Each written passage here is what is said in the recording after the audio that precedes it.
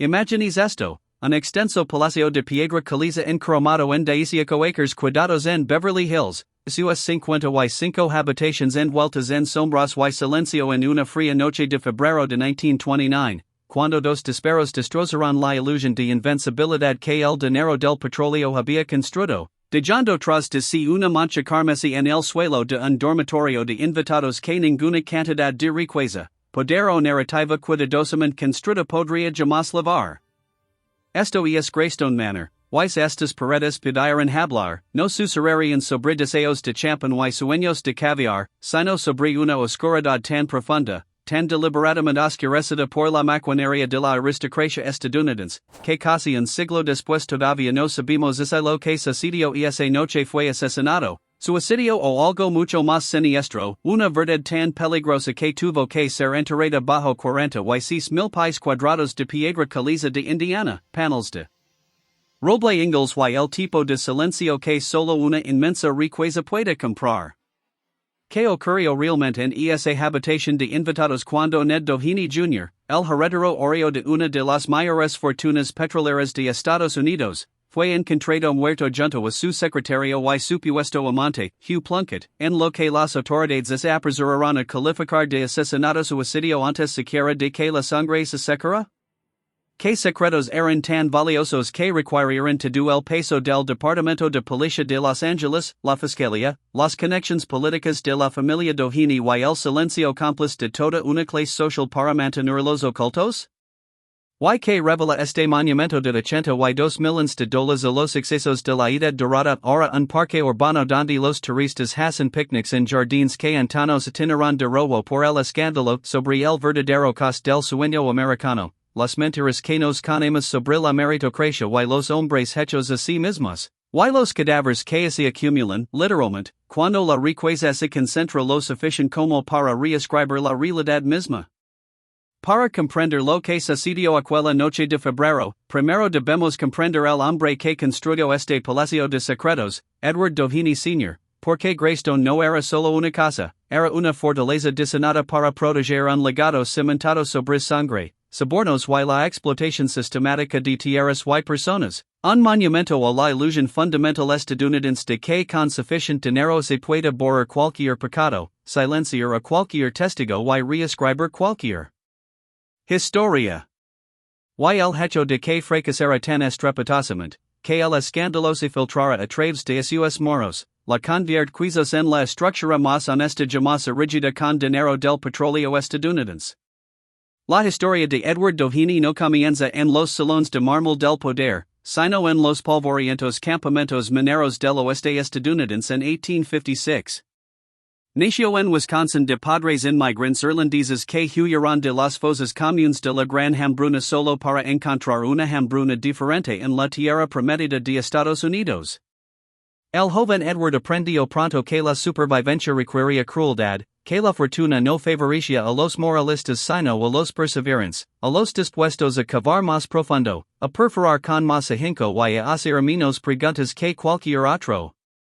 Pasó a sus 20 y 30 años como buscador de oro, vagando por Nuevo México, Arizona y California, perpetuamente arruinado, siempre en busca del siguiente hallazgo, sobreviviendo a base de frijoles y bravuconaria, casado dos veces, la primera esposa murió por enfermedad, la segunda, Carrie Estelle Betzold, lo suficientemente fuerte como para soportar los ciclos de agua y queda que definieron el capitalismo fronterizo, y no fue hasta 1892, cuando Doheny ya tenía 36 años y enfrentaba la amarga perspectiva de morir pobre, que hizo el hallazgo que lo transformaría de polvoriento buscador de oro en barón del petróleo. La ubicación fue Los Ángeles, específicamente un terreno baldío cerca del actual Dodger Stadium, donde Doheny notó que el alquitrán burbujeaba desde el suelo y, al carecer de cualquier entrenamiento geológico formal para poster del instinto de jugador que separa a los magnates de los hombres comunes, convenció a su socio Charles Canfield para que lo ayudara a cavar, y a solo 165 pies de profundidad, poco profundo para los estándares modernos. Para un trabajo agotador con equipo de la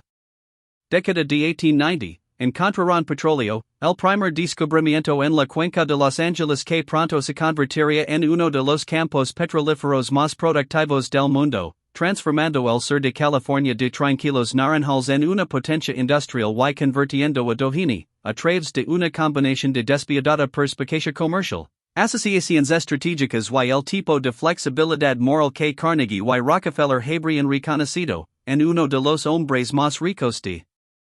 Estados Unidos, con un valor estimado de $100 millones en la década de 1920, el equivalente a aproximadamente 15,000 millones en la moneda actual.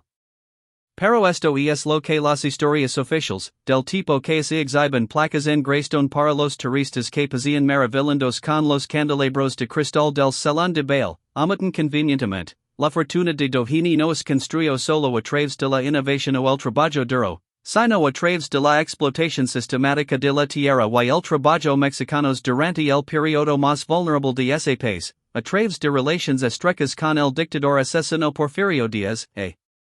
través de la financiación de fuerzas contrarrevolucionarias durante la Guerra Civil de México, a través de sobornos a políticos estadounidenses que eventualmente explotarían en el escándalo Teapot Dome, el peor caso de corrupción en la historia de Estados Unidos antes de Watergate, y a través del uso de fuerzas armadas privadas que asesinaron a trabajadores en huelga, intimidaron a periodistas y impusieron un feudalismo corporativo en los campos petrolíferos que se diferenciaba de la esclavitud. Principalmente en que los cuerpos eran más fáciles de desecar y reemplazar. La Mexican Petroleum Company de Doheny, fundada en 1900, no solo extrayó petróleo del suelo mexicano, extrayó la soberanía mexicana misma, operando como un estado dentro de un estado, manteniendo su propio ejército, construyendo su propia infraestructura y sin responder a ninguna autoridad excepto las ganancias. Y cuando la Revolución Mexicana amenazó estos acuerdos, Doheny no dudó en canalizar dinero y armas a cualquier facción que pareciera más propensa a proteger sus intereses, llegando en todos los bandos con el cálculo inmoral de un hombre que entendió que en el juego del imperio, la lealtad es solo otra mercancía para comprar y vender. El costo humano de este imperio era asombroso. Los trabajadores en los campos mexicanos de Doheny laboraban en condiciones que escandalizaban incluso a los débiles inspectores laborales de la época, vivían en chozas propiedad de la compañía, recibían pagos en velas de la compañía que solo se podían canjear en tiendas de la compañía donde los precios estaban inflados para asegurar una deuda permanente, trabajaban turnos de 12 a 16 horas en temperaturas que regularmente mataban a los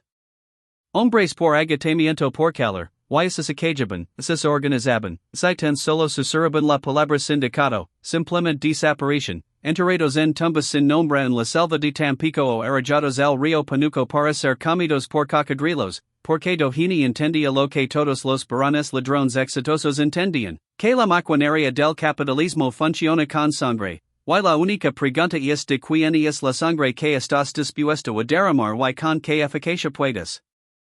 ocultar las manchas. En la década de 1920, con su fortuna asegurada y su posición en la sociedad estadounidense aparentemente inexpugnable, Doheny comenzó a planear su legado y, como todos los hombres de su generación y clase que habían ascendido de la pobreza a la plutocracia, comprendió que la riqueza sin respetabilidad era incompleta, que el dinero por sí solo no podía borrar el hedor del campamento minero, el efluvio de la crudeza de la frontera, así que se dedicó a comprar no solo mansiones, arte y políticos, sino la historia misma, encargando una biografía que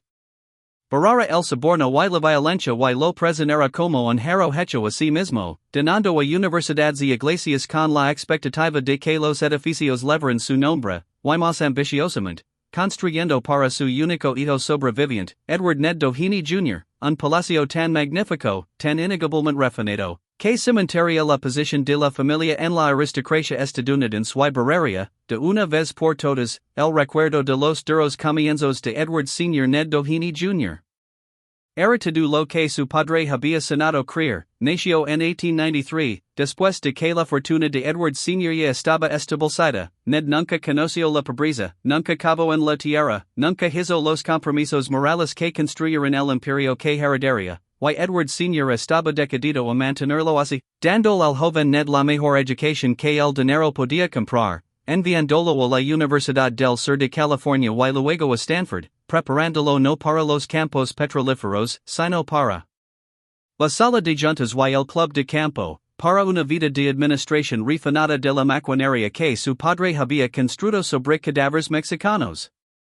Ned era atractivo con el estilo impecable de los protagonistas de los años 20, atlético, encantador, un estudiante competente brillante, y en 1914 se casó con Lucy Marceline Smith, heredera de su propia fortuna, en una boda de sociedad que marcó la llegada plena de los Doheny a la elite de California, y juntos comenzaron a producir los nietos que Edward Sr. esperaba que finalmente, irrevocablemente, separaran el apellido familiar de sus orígenes empapados de sangre.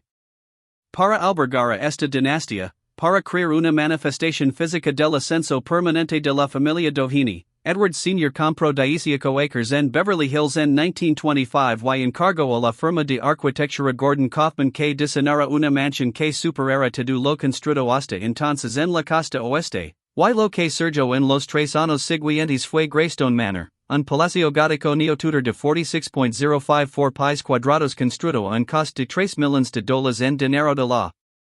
década de 1920, aproximadamente 46 millones en la actualidad, aunque esta cifra subestima enormemente el gasto real porque no tiene en cuenta la artesanía personalizada, los materiales importados, los ejercicios de trabajadores cuyos salarios no estaban en los libros o los sobornos políticos necesarios para asegurar los derechos de agua y los permisos de construcción en una ciudad donde todo, siempre, estaba en venta.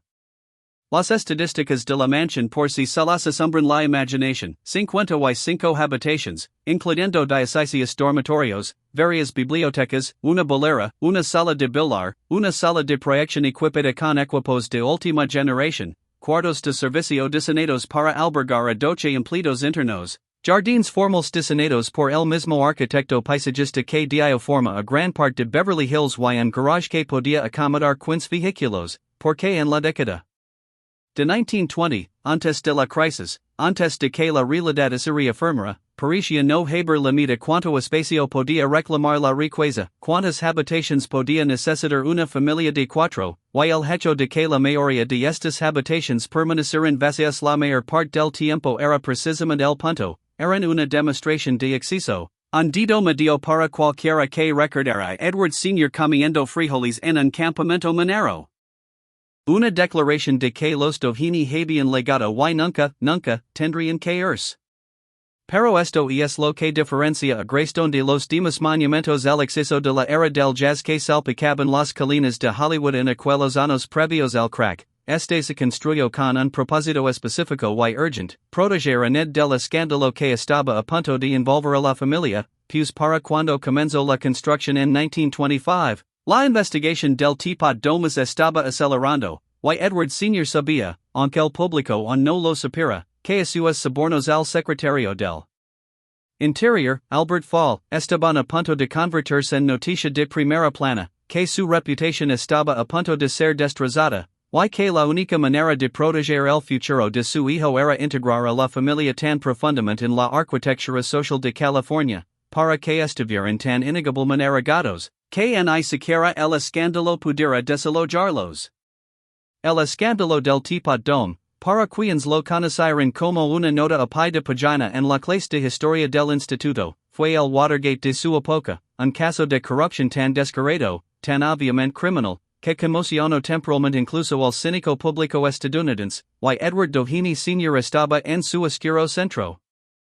Los hechos básicos fueron estos: en 1921, el secretario del Interior, Albert Fall, un hombre cuya carrera se había financiado con dinero del petróleo y cuya lealtad estaba disponible para el mejor postor, convenció al presidente Warren Harding de transferir el control de las reservas petroleras federales en Teapot Dome, Wyoming, y Elk Hills, California, de la Marina al Departamento del Interior, y luego, sin licitación competitiva, arrendó estas reservas en empresas privadas, específicamente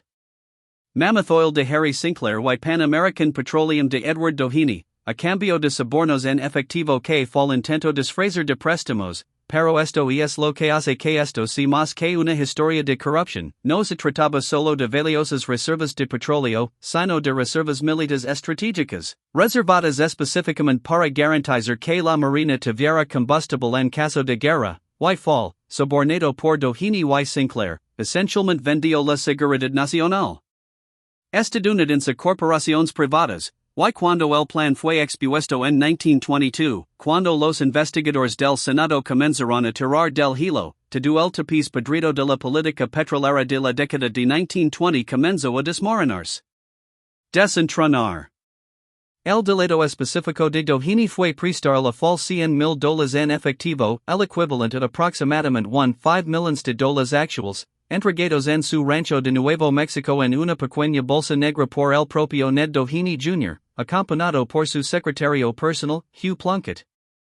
Este detalle, la imagen del heredero petrolero y su apuesto y joven secretario entregando una bolsa negra llena de efectivo a un secretario de gabinete corrupto, se convirtió en un elemento central de la mitología del escándalo y, lo que es más importante, puso a Ned Doheny directamente en la mira criminal, pues no solo era el hijo del sobornador, sino un participante activo, un mensajero y, potencialmente, un testigo capaz de derribar no solo a su padre, sino todo el podrido edificio de la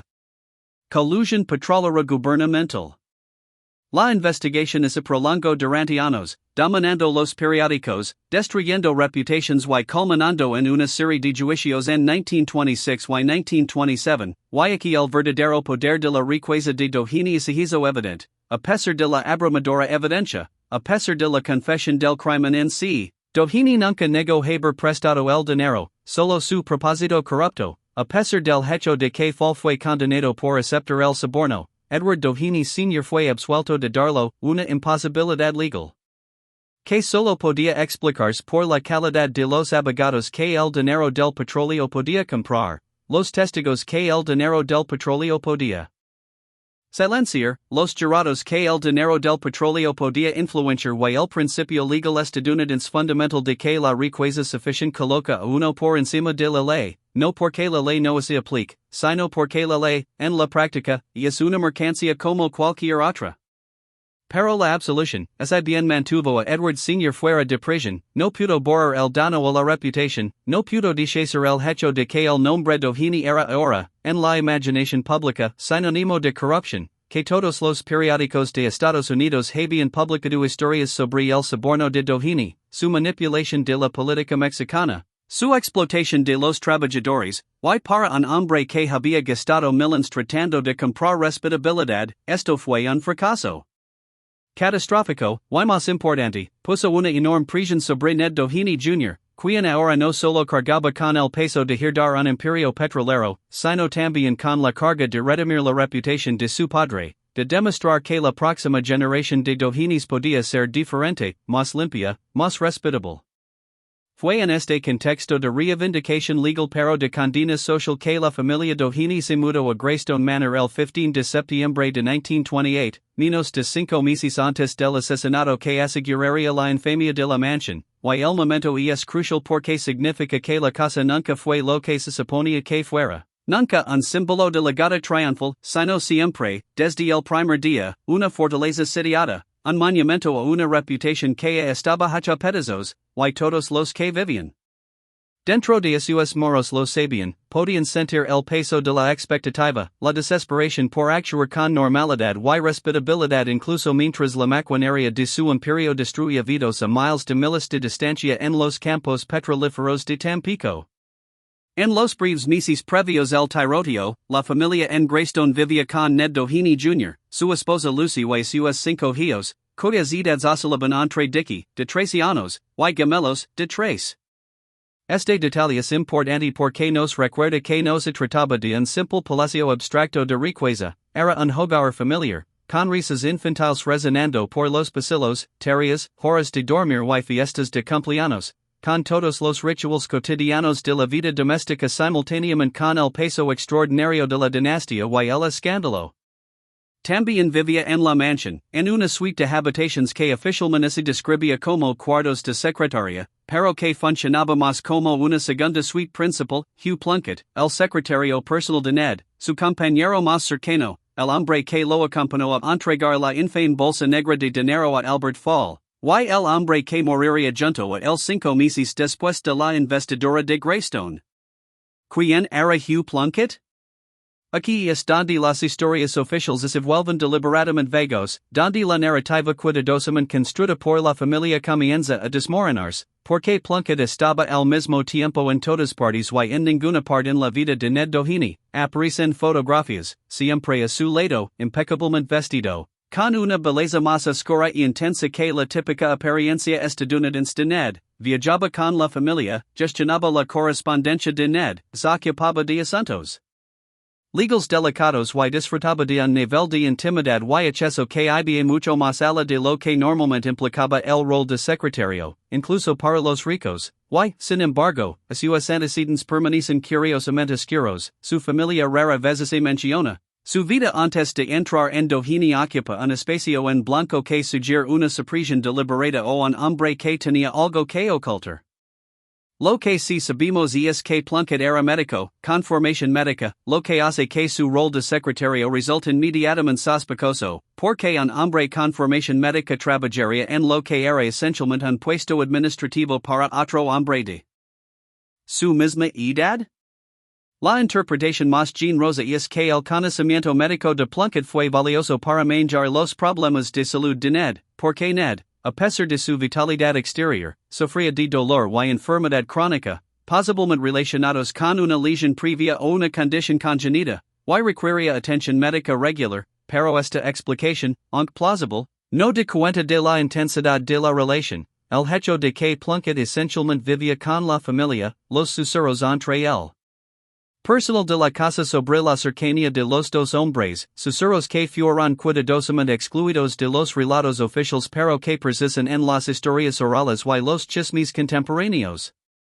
La interpretación alternativa, aquella que los abogados de la familia Doheny se esforzaron desesperadamente por suprimir, que la prensa contemporánea solo podía insinuar mediante un lenguaje en clave sobre amistades de soltero y compañeros íntimos, y que los historiadores modernos pueden explicar con mayor claridad, es que Ned y Hugh eran amantes, que su relación era romántica y física, y que este era el verdadero secreto que los moros de Greystone pretendían proteger, no solo la riqueza y el poder, sino el deseo prohibido. El tipo de amor que en 1929 no solo era socialmente inaceptable, sino criminal, que podía destruir la reputación de una familia más profundamente que incluso las acusaciones de soborno, y que, por lo tanto, debía ocultarse tras la respetable fachada de empleado, tras la esposa y los hijos, tras la elaborada representación de la domesticidad heterosexual que la mansión permitía y exigía. La evidencia para esta interpretación es necesariamente circunstancial porque la evidencia directa fue sistemáticamente destruida como consecuencia del escándalo, pero es abrumadora en su peso acumulativo. Están los arreglos de vivienda, con Plunkett residiendo en la casa familiar a pesar de no tener familia propia y ninguna razón obvia para estar allí constantemente. Están los arreglos financieros, con Ned previendo para Plunkett mucho más allá de lo que el salario de cualquier secretaria justificaría, incluyendo pólizas de seguro de vida y fondos fiduciarios. Están los registros de viaje, que muestran que los dos hombres frecuentemente viajaban solos juntos, sin Lucy, en viajes que no tenían un propósito comercial claro. Están las cartas, la mayoría de las cuales fueron destruidas, pero fragmentos de las cuales sobrevivieron y contienen un lenguaje de intenso apego emocional que va más allá de la amistad. Y están las historias orales del personal doméstico, recopiladas décadas después cuando los principales estaban muertos y las actitudes sociales habían cambiado, describiendo una relación que todos en la casa entendían pero de la que nadie podía hablar, un secreto que era simultáneamente abierto y completamente prohibido. Si esta interpretación es correcta y el balance de la evidencia sugiere que lo es entonces cada aspecto de la historia de Greystone se vuelve más oscuro y más complejo, porque significa que Ned Doheny vivía en una jola construida por la riqueza de su propia familia, atrapado entre el hombre que amaba y la vida que estaba obligado a realizar, incapaz de escapar porque cualquier reconocimiento público de su sexualidad destruiría no solo a él mismo sino a su esposa, a sus hijos, la reputación. Donata de su padre y la posición social cuidadosamente construida que representó tres generaciones de escalada desde la pobreza, y la única pregunta esa jala, esa tensión insoportable entre la actuación pública y la verdad privada, llevó a uno de los dos hombres a la violencia o sea alguien más, alguien con un interés personal en silenciarlos a ambos, aprieto el gatillo. La respuesta importa menos de lo que se cree, porque, en cualquier caso, esta es una historia sobre cómo la riqueza y las expectativas sociales matan, como la propia mansión ese hermoso y sofocante monumento a la respetabilidad ese convirtió en un arma homicida, y como la verdad sobre lo ocurrido aquella noche de febrero fue ocultada inmediata y sistemáticamente por todas las instituciones que deberían haberla revelado. Esto es lo que sabemos con certeza sobre el 16 de febrero de 1929, aproximadamente a las 2300 horas, eran dos disparos en una habitación de invitados del ala norte de Greystone, y cuando los sirvientes corrieron a investigar, encontraron a Ned Doheny Jr, de 35 años, tendido en el suelo muerto por una herida de bala en la cabeza, y a Hugh Plunkett, de 36 años, también muerto por una herida de bala en la cabeza, con un revólver Bisley calibre .45 cerca del cuerpo de Plunkett. Lucy Doheny estaba en la casa, al igual que los niños y aproximadamente media docena de sirvientes, pero nadie afirmó haber presenciado el tiroteo, y aquí es donde el relato oficial comienza a desviarse de su credibilidad. El Departamento de Policía de Los Angeles legó en menos de una hora sorprendentemente rápido, sospechosamente rápido, el tipo de tiempo de respuesta que sugería que alguien con conexiones importantes había hecho una llamada, y antes de realizar una investigación seria, antes de entrevistar a los testigos sistemáticamente, antes de procesar la escena del crimen con algo parecido al rigor forense, el detective principal, un hombre llamado Joe Taylor, quien había recibido numerosos regalos de la familia Doheny a lo largo de los años, anunció a la prensa que se trataba claramente de un asesinato suicidio, que Hugh Plunkett había asesinado a Ned Doheny y luego a sí mismo. Caso cerrado, tragedia para una familia prominente, nada más que ver. La rapidez de esta determinación es la primera señal de alerta importante, ya que las investigaciones de asesinato, especialmente las que involucran a familias prominentes, toman tiempo. Los detectives reúnen pruebas, entrevistan a testigos varias veces, consideran teorías alternativas y construyen un caso que resista el escrutinio de la fiscalía. Sin embargo, en este caso, la conclusión precedió a la investigación, la narrativa se fijó antes de que los cuerpos estuvieran fríos, y cada acción posterior de las autoridades tuvo como objetivo no buscar la verdad, sino confirmar una historia predeterminada. La segunda señal de alerta son las pruebas físicas, que incluso para los estándares forenses de 1929 no respaldaban la teoría del asesinato suicidio. Las heridas de bala eran inusuales, ambos hombres recibieron disparos en el lado derecho de la cabeza, pero Plunkett era diestro y Ned zurdo, y el ángulo de entrada sugería que si Plunkett hubiera disparado a Ned y luego a sí mismo, habría tenido que contorsionar el brazo en una posición anatómicamente incómoda, posible pero improbable, y ciertamente no la posición natural que se esperaría de un suicidio. Además, había quemaduras de pólvora en la cabeza de Ned que coincidían con una herida de contacto, pero la herida de Plunkett mostraba quemaduras de pólvora a varios centímetros de distancia, lo que sugería que, si se trataba de un suicidio, Plunkett mantuvo el arma lejos de su cabeza al disparar, lo cual es contraintuitivo. Quienes se disparan en la cabeza suelen presionar el arma directamente contra el cráneo para asegurarse la muerte, no mantenerla a distancia. La tercera señal de alerta es el arma en sí, un revólver Bisley calibre .45, un arma pesada y potente diseñada para tiro al blanco y caza, no el tipo de arma que se suele usar en crímenes pasionales, y ciertamente no es un arma que uno esperaría que Plunkett tuviera a mano a menos que lo hubiera planeado con antelación. Sin embargo, no había evidencia de planificación, ninguna nota de suicidio, ninguna indicación de que ninguno de los dos esperara violencia esa noche y, de hecho, los testigos situaron a ambos aparentemente de buen humor apenas horas antes del tiroteo. La cuarta señal de alerta es el lugar, el tiroteo ocurrió en una habitación de invitados, no en la suite de Plunkett ni en las Habitations privadas de Ned, lo que plantea la pregunta de por qué estaban en esa habitación en particular a esa hora. La explicación oficial, que se habían retirado allí para hablar de negocios, es absurda a primera vista, porque quien habla de negocios a las 11 de la noche en una habitación de invitados cuando ambos hombres tenían oficinas privadas y era fin de semana? La quinta y más contundente señal de alerta es lo que ocurrió inmediatamente después de que la policía determinara si se trataba de asesinato o suicidio. La escena del crimen fue devuelta a la familia en cuestión de horas, se retiraron los muebles, se limpiaron las manchas de sangre, se repintó la habitación y se destruyeron posibles pruebas antes de que pudiera llevarse a cabo una investigación independiente. Cuando la fiscalía anunció que realizaría una investigación, lo hizo de una manera claramente diseñada para ratificar la conclusión de la policía en lugar de investigar alternativas, citando solo a testigos que apoyaban la teoría del asesinato o suicidio, interrumpiendo las preguntas que levaban a direcciones incómodas y llegando a una conclusión precipitadamente en cuestión de días. La investigación, realizada a fines de febrero de 1929, fue una farsa incluso para los estandartes de la justicia de Los Ángeles de la década de 1920, lo que era mucho decir porque era la era de la corrupción policial sistemática, cuando el Departamento de Policía de Los Ángeles era esencialmente una fuerza de seguridad privada para los estudios y las compañías petroleras, cuando los fiscales de distrito construían sus carreras protegiendo a los poderosos y procesando a los pobres. Y cuando el concepto mismo de justicia igualitaria era una broma cruel que todos entendían pero pretendían creer.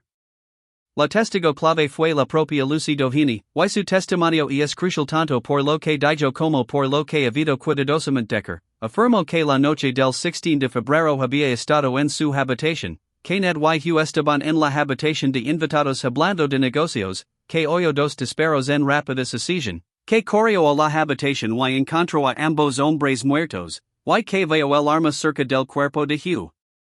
Pero esto es lo que hace que este testimonio sea inmediatamente sospechoso, se hubo dos disparos en rápida sucesión, como tuvo tiempo el segundo tirador y fuera Plunkett disparándose a sí mismo después de matar a Ned, o Ned disparando a Plunkett después de recibir el disparo, o un tercero disparando a ambos de disparar antes de que alguien interviniera? ¿Dónde estaban los sirvientes, que deberían haber estado más cerca y haber respondido más rápido? ¿Por qué Lucy aparentemente estaba sola en esa parte de la mansión a las 11 p.m. cuando la práctica habitual de la casa habría tenido sirvientes cerca?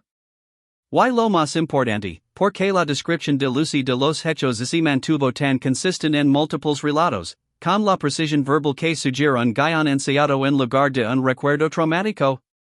Otros testigos, en concreto los sirvientes que testificaron, con eran historias sospechosamente vagas, oyeron disparos, subieron corriendo las escaleras, encontraron los cadáveres, vieron a Lazare Doheny en apuros, pero ninguno pudo proporcionar detalles específicos sobre el momento, quién estaba donde y cuando, que vieron exactamente al entrar en la habitación. Y varios admitieron durante el interrogatorio que los abogados de la familia les habían dado instructions sobre qué decir y qué no. Decker, y este solo hecho, que los testigos estuvieran recibiendo instructions de los abogados antes de declarar, debería haber impulsado a la fiscalía a detener el proceso y iniciar una investigación formal, pero no fue así, porque todos los implicados comprendieron que el objetivo de esta investigación no era encontrar la verdad, sino crear un registro legal que protegiera a la familia Doheny de un mayor escándalo. El informe del médico forense agregó más preguntas de las que respondió, los hallazgos de la autopsia, lo poco que se hizo público, confirmaron que ambos hombres murieron por heridas de bala en la cabeza y que la muerte probablemente fue instantánea para ambos, pero el informe estaba curiosamente incompleto, carecía de detalles sobre quemaduras de pólvora, análisis de la trayectoria y estimaciones del momento de la muerte que deberían haber sido estándar incluso en 1929. Y cuando los investigadores posteriores intentaron obtener el informe completo, encontraron que faltaban páginas clave, y así perdidas por incompetencia burocrática o, más probablemente, eliminadas deliberadamente. La investigación concluyó tras solo 2 días con un veredicto que no sorprendió a nadie. Hugh Plunkett había asesinado a Ned Doheny en un ataque de locura temporal y luego se había suicidado. El motivo de esta repentina y violenta locura se mantuvo deliberadamente vago, atrevido a una aberración mental y problemas personales, un lenguaje codificado que todos entendían que significaba celos por un lío romántico no identificado o, en la versión susurrada que circuló pero nunca pudo publicarse. La posibilidad de que la relación entre Plunkett y Ned hubiera llegado a un punto crítico, que uno de ellos quisiera terminarla o exponerla, y que se produjera violencia. Pero esto es lo que el veredicto oficial no pudo explicar, se trató de un crimen pasional, Plunkett había estalado en un momento de ira o desesperación, porque no había evidencia de forcillo, ningún móvil tocado, ninguna herida defensiva en ninguno de los cuerpos, ninguna señal de que Ned hubiera intentado defenderse o escapar. Si se trató de un asesinato suicidio, porque Plunkett, quien supuestamente amaba a Ned, decidió matarlo de una manera que inevitablemente expondría su relación a través de la investigación, en lugar de elegir un método que preservara la reputación de ambos? Y si el tiroteo ocurrió como decía la versión oficial, con Plunkett disparando a Ned y luego suicidándose inmediatamente, porque varios vecinos reportaron haber visto autos saliendo de Greystone a gran velocidad poco después de los disparos, lo que sugiere que alguien más estaba presente y huyó del lugar. Estas preguntas no fueron investigadas, ni por la policía, ni por el fiscal, ni por la prensa, que informó diligentemente del veredicto de asesinato suicidio y luego, con sospechosa rapidez, pasó a otras historias. La razón de esta sistemática indiferencia es obvia. Investigar estas preguntas habría requerido investigar a la propia familia Doheny, habría requerido preguntar qué sabía Edward Doheny Sr. y cuando lo supo. Habría requerido examinar la posibilidad de que alguien con acceso a la casa y un motivo para silenciar a ambos hombres hubiera cometido un doble asesinato y lo hubiera presentado como un asesinato suicidio. En Los Angeles de 1929, donde el dinero del petróleo controlaba a la policía, la prensa y la clase política, tal investigación no solo era improbable, sino imposible. Las teorías alternativas, que se discutieron en privado pero nunca se investigaron seriamente en público, se dividen en 3 grandes categorías, cada una más inquietante que el veredicto oficial de asesinato suicidio. La primera teoría es que Ned Doheny mató a Hugh Plunkett y luego se autodestruyó, lo que invierte la versión oficial, pero además de muchos de los mismos problemas probatorios, porque Ned, quien tenía todo por lo que vivir en términos convencionales, riqueza, familia, posición social, eligió suicidarse y matar a su compañero, y porque lo haría de una manera que inevitablemente expondría su relación y traumatizaría a su familia. Esta teoría solo tiene sentido si asumimos que Ned se encontraba en una angustia psicológica tan profunda, atrapado tan completamente entre sus obligaciones públicas y sus deseos privados, que la muerte parecía la única salida. Pero si este fuera el caso, esperaríamos ver evidencia de esa angustia en los días y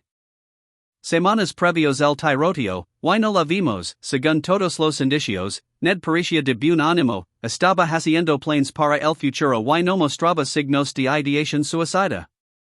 La segunda teoría, que ha ganado más fuerza entre los investigadores modernos, es que se trató de un asesinato suicidio pero con un motivo diferente al que sugería la historia oficial, específicamente, que la relación entre Ned y Hugh se había convertido en una situación de chantaje, que alguien, y así dentro de la familia o conectado a los intereses comerciales de la familia, había descubierto la naturaleza de su relación y había amenazado con exponerla, y que uno o ambos hombres decidieron que la muerte era preferable al escándalo y el procesamiento penal que la exposición traería en California en 1929, donde la homosexualidad era un delito grave que podía resultar en prisión y institucionalización forzada. Esta teoría tiene la ventaja de explicar la apresurada investigación policial y el afán de la familia por cerrar el caso. Si la relación de Ned y Hugh fuera el verdadero escándalo, cualquier investigación demasiado profunda lo expondría, y la familia habría estado desesperada por evitarlo, incluso si eso significaba aceptar un veredicto de asesinato suicidio que los perjudicaría, ya que el asesinato suicidio podría atribuirse una enfermedad mental y una locura transitoria, pero la Homosexualidad se habría visto como una mancha moral permanente que destruyó la reputación de la familia y puso en peligro el futuro de los niños. La tercera teoría, la más inquietante y la que cuenta con mayor respaldo probatorio a pesar de ser la menos investigada, sostiene que se trató de un doble asesinato, que alguien más disparó a ambos hombres y montó la escena para que pareciera un asesinato suicidio. Y que la investigación policial fue saboteada deliberadamente para proteger al verdadero asesino. ¿Quién habría tenido el motivo, los medios y la oportunidad de cometer semejante asesinato?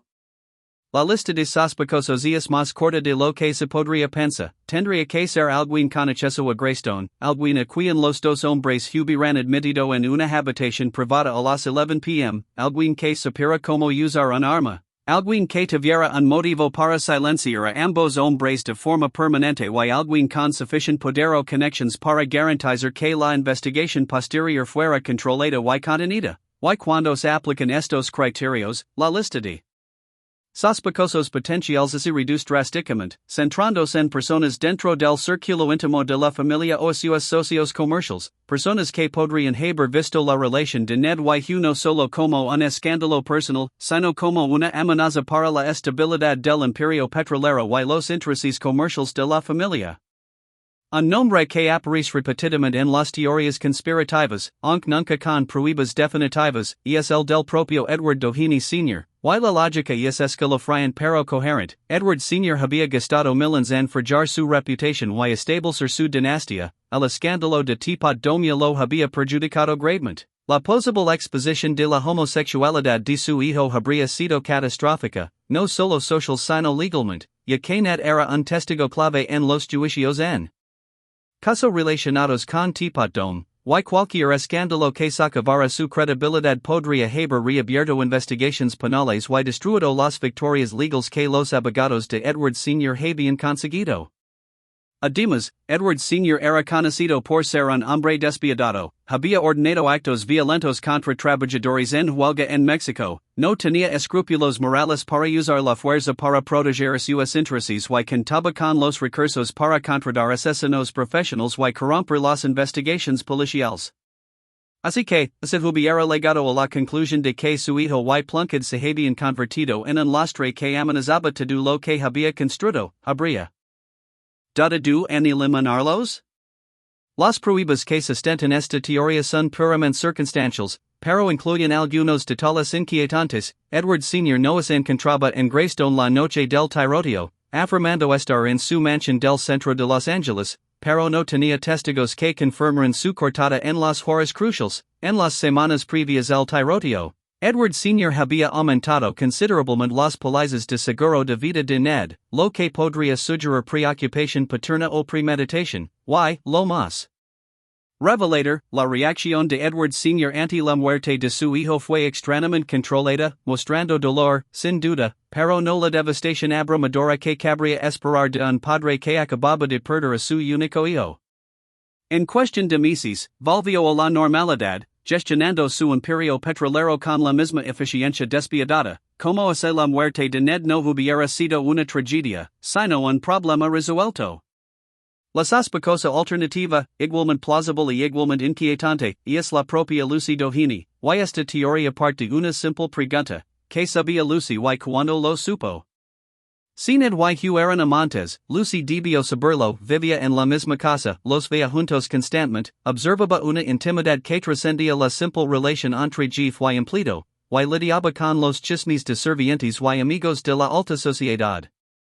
Así que la pregunta no es si lo sabía, sino que pensaba al respecto y que estaba dispuesta a hacer. La suposición tradicional es que Lucy, como mujer de su época y clase, habría aceptado este arreglo como el precio a pagar por mantener su posición social y mantener a sus hijos, que habría participado en la elaborada representación de la vida doméstica heterosexual, reconociendo en privado la verdad.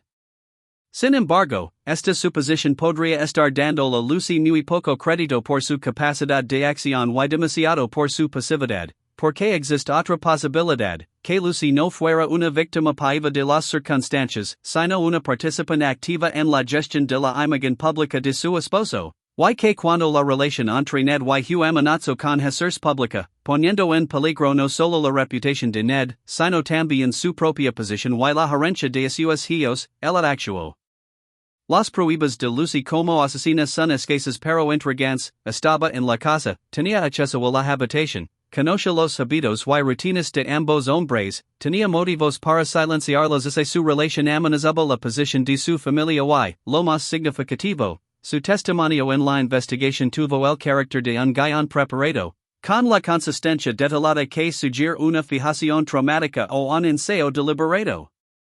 Además, el comportamiento de Lucy en los años posteriores al tiroteo fue curioso, permaneció en Greystone un tiempo, luego se mudó, nunca volvió a casarse, vivió como una viuda admirada durante otras 5 décadas, manteniendo siempre la virgen oficial, sin desviarse jamás de la narrativa de asesinato suicidio, sin expresar dudas en y curiosidad sobre explicaciones alternativas, que podrían interpretarse como lealtad a la memoria de su difunto esposo o conocimiento de lo que realmente sucedió y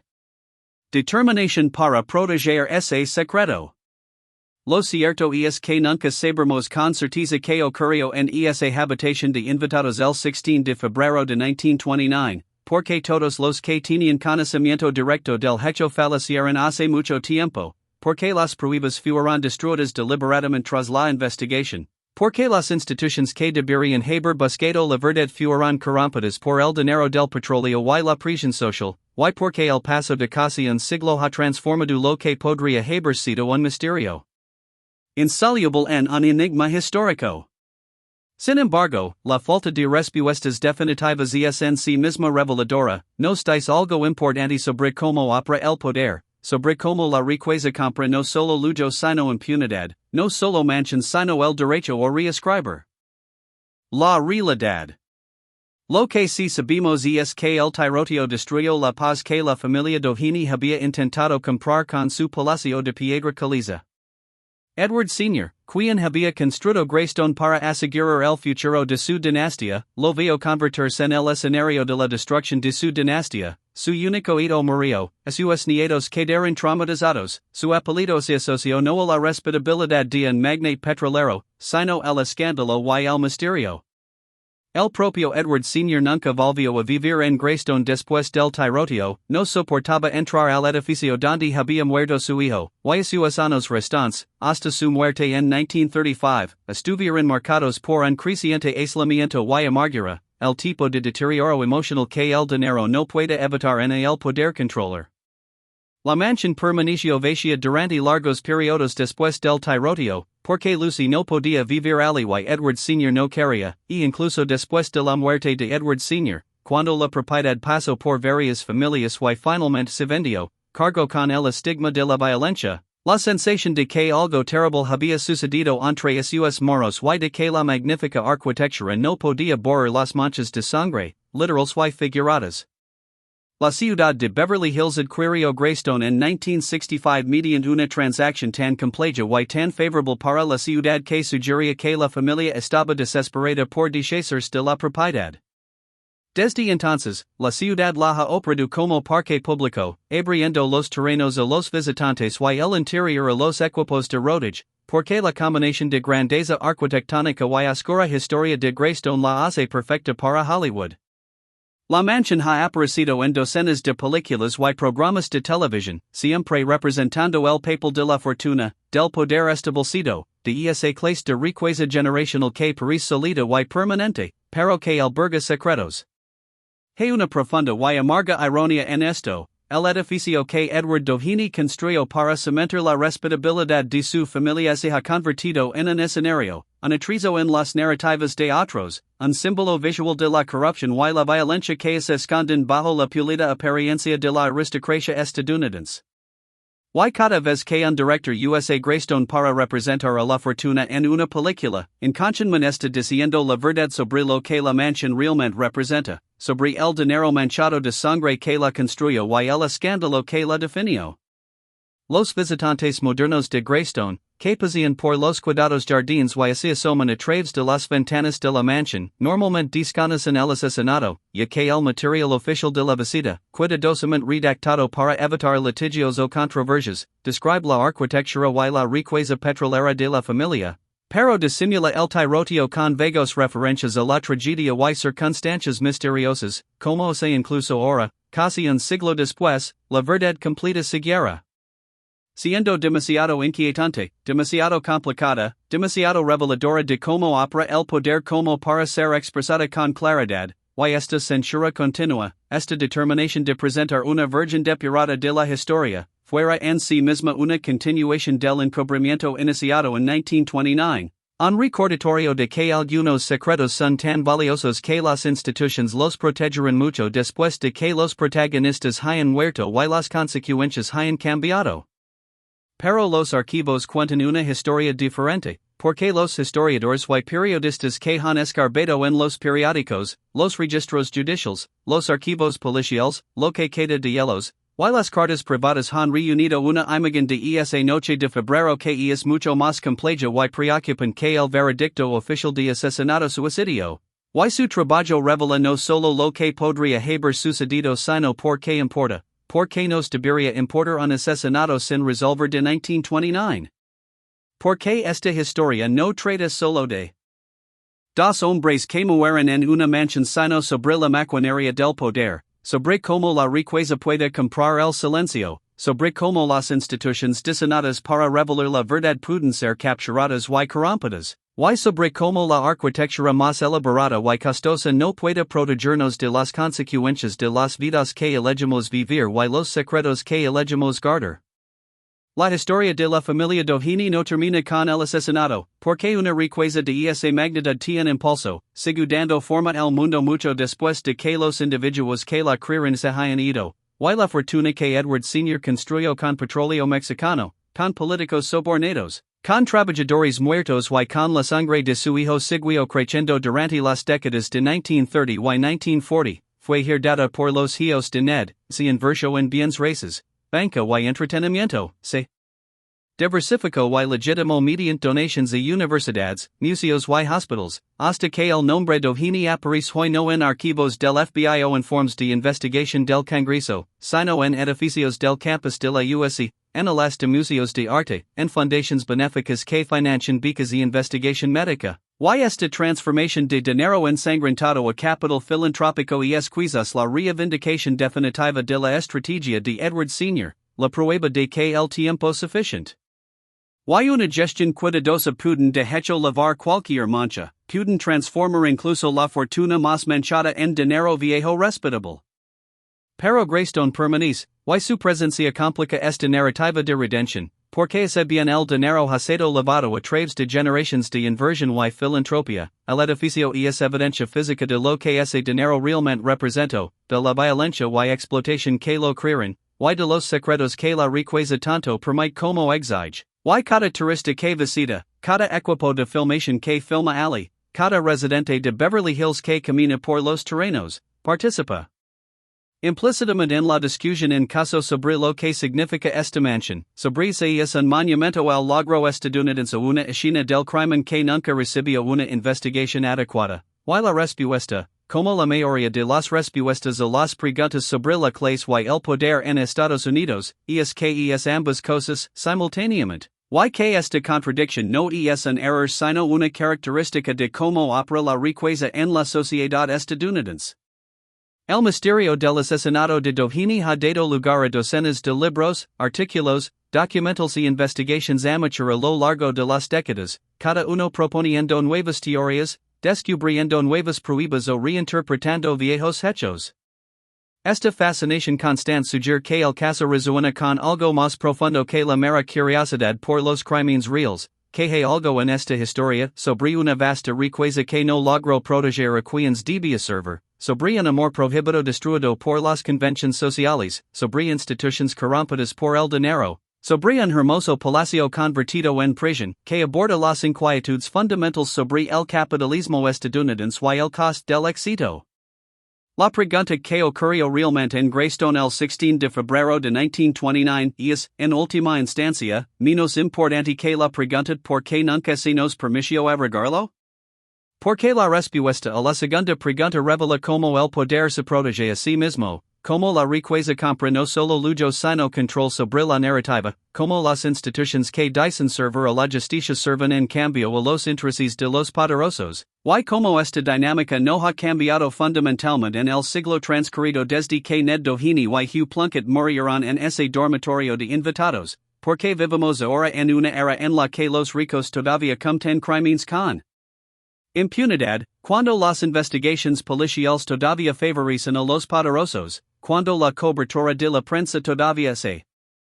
inclina ante el dinero y cuando la bella arquitectura todavía esconde verdades desagradables. Greystone es also hoy como un monumento a las contradicciones estadounidenses, al sueño de la riqueza ilimitada y la pesadilla de lo que cuesta esa riqueza, a la promesa de la autoreinvención y la realidad de la ventaja herdada, a la representación pública de la respetabilidad y la verdad privada del escándalo, a la aspiración de construir algo permanente y la inevitabilidad de la decadencia y la revelación, y caminando por sus habitaciones, incluso ahora, incluso después de todos estos años. Puedes sentir el peso de los secretos que contienen esas paredes, puedes sentir que algo terrible sucedió aquí, algo que todos los paneles de piedra caliza y roble y los candelabros de cristal no pueden borrar, porque la sangre empapa la piedra, metafóricamente hablando, y ninguna cantidad de tiempo o dinero puede lavarla. La ironía final, quizás, es que el intento de Edward Doheny de asegurar su legado a través de la arquitectura fracasó por completo. Greystone no consolidó a la familia Doheny como aristocracia estadounidense, no barró la mancha de sus orígenes de magnate ladrón, no protegió a su hijo de la violencia en a su familia del escándalo, y hoy, cuando la gente recuerda el apellido Doheny, se es que lo recuerda, no es por el imperio petrolero ni por las donaciones filantrópicas, sino por el asesinato, por el escándalo, por el propio Greystone, que demuestra que ningún palacio, por magnífico que sea, puede protegernos de nosotros mismos, de nuestros deseos, de nuestros secretos, de las consecuencias de construir nuestros sueños sobre el sufrimiento ajeno. Entonces, ¿qué debemos sacar de esta historia, nosotros que vivimos en una era de desigualdad de riqueza que rivaliza con la de la década de 1920, nosotros que vimos a multimillonarios construir sus propios Greystones en Silicon Valley y Manhattan? Nosotros a quienes así nos dice que la riqueza es la medida definitiva del éxito y que la acumulación es su propia justificación? Quizás la lección si que toda fortuna tiene un saldo de víctimas, literal o figurado, que toda mansión se construye sobre el sacrificio, que los cimientos de toda dinastía están empapados de sangre y lágrimas, no porque los ricos son singularmente malvados, sino porque los sistemas que permiten la acumulación de riqueza requieren explotación, requieren violencia, requieren la transformación de seres humanos en recursos para ser extraídos y desecados, y ninguna filantropía, ninguna cantidad de alas de museo o fondos de becas puede cambiar esa matemática fundamental. Quizás la lección si que los secretos son veneno, que el closet mata, que la brecha entre la representación pública y la verdad privada crea una presión psicológica que finalmente explota, y que la explosión daña no solo a quienes guardan el secreto, sino a todos los que los rodean, extendiéndose hacia afuera en oleadas de dolor, confusión y preguntas sin respuesta. Tal vez la lección si que no se puede confiar en que las instituciones investiguen a los poderosos, que la policía sirva la propiedad, no a las personas, que la justicia es y siempre ha sido una mercancía disponible para comprar, y que si queremos la verdad no podemos esperar a que se realicen investigaciones oficiales, sino que debemos investigar nosotros mismos, debemos cuestionar las narrativas oficiales, debemos asumir que la primera explicación es siempre incompleta y habitualmente deliberadamente engañosa. Tal vez la lección si simplemente que la arquitectura no puede salvarnos, que los espacios hermosos no pueden compensar vidas feas, que no se puede comprar una salida de la responsabilidad moral sin importar cuánta piedra caliza se acumula, y que al final, el único legado que importa no son los edificios que dejamos atrás, sino la forma en que tratamos a las personas, las vidas que tocamos, el amor que dimos y recibimos sin vergüenza ni secretismo. Greystone perdura, probablemente perdurará durante siglos más, preservada ahora no por la riqueza privada sino por la administración pública, transformada de palacio privado a parque público, de símbolo de dinastía a cuento con moralija, y tal vez esa transformación sea en sí misma una especie de justicia, no la justicia del misterio resuelto y el crimen castigado, sino la justicia de la verdad que se afirma gradualmente, de los secretos que finalmente se filtran, de las hermosas mentiras que dan paso a las verdades feas, y de un edificio que se suponía que proclamaría el triunfo de la familia Doheny se convirtió en un testimonio de su tragedia, un recordatorio de 55 habitaciones de que todo el dinero del mundo no puede proteger de las consecuencias de la vida que eliges vivir, el amor que eliges ocultar y la verdad que eliges negar, y que los muros de piedra, por gruesos que son, por costosos que son de construcción, no pueden mantener afuera la oscuridad cuando la oscuridad vive en el interior.